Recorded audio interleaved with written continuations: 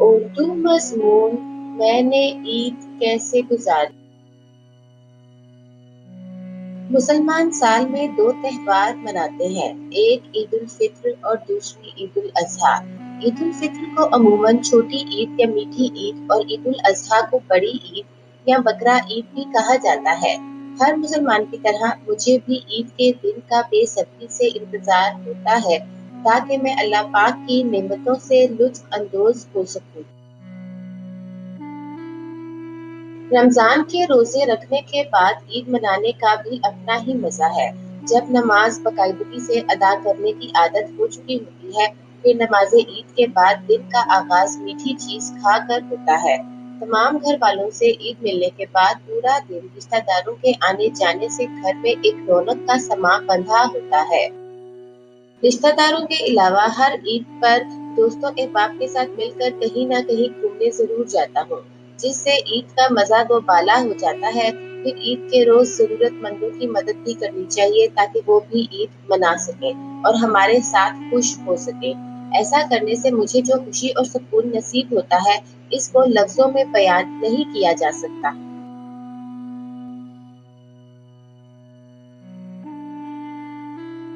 عید کے دن سب نہا دھو کر جب عید گاہ کی جانب جاتے ہیں، تب مساوات کی ایک مثال قائم ہوتی ہے اور میری کوشش ہوتی ہے کہ میں ہر عید پر عید کی نماز عید گاہ میں ادا کروں۔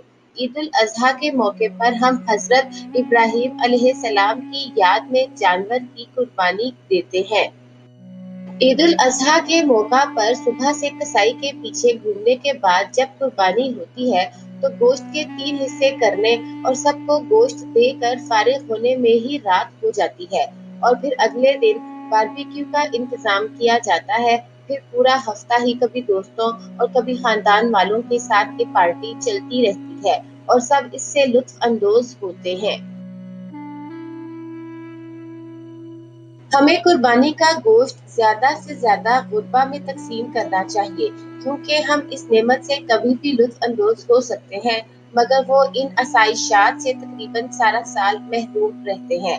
اور پھر اس بات کا حکم ہمارے رب نے بھی دیا ہے کہ اس روز تمام غریبوں کو بھی گوشت دیا جائے، بلکہ ان کے لیے ہماری قربانی میں الگ سے ایک حصہ بھی رکھا گیا ہے۔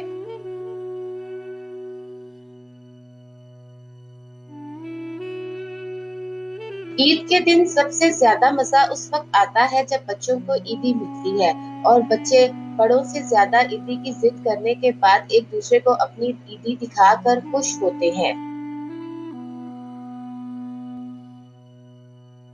ہمیں چاہیے کہ عید کے موقع پر اللہ تعالیٰ کی دی گئی تمام نعمتوں کا شکر ادا کریں اور اللہ تعالیٰ کی تمام مخلوقات کی مدد کریں تاکہ وہ بھی عید کے دن خوش و خرم رہ کر عید کا مزہ لے سکیں۔ ایسا کرنے سے اللہ تعالیٰ ہم سے خوش ہوں گے اور ہمیں اپنی مزید نعمتوں سے نوازیں گے۔